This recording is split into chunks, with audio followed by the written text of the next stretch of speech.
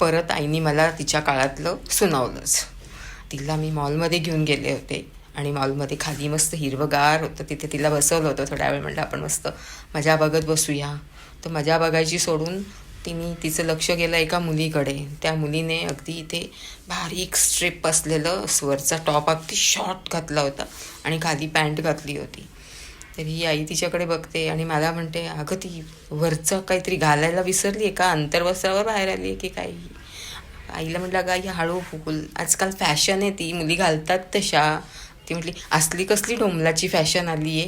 आमच्या वेळेला म्हणे बायकांच्या ब्लाऊजमधनं जरी अंतर्वस्त्राचा एखादा पट्टा जरी दिसला ना, तर तिच्या आजूबाजूला तिचा नवरा किंवा जे कोणी असतील ते असे ना खुणवायचे की असं दिसतंय म्हणून. मग ती बाई अगदी नाही का, असं तिला खूप लाजल्यासारखं व्हायचं, बापरे माझं हे दिसलं म्हणून ती पटकन अशी झाकायची.